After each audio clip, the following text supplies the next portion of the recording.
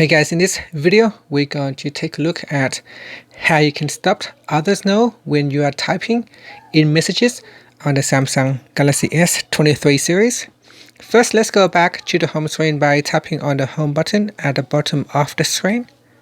From the home screen, tap on messages.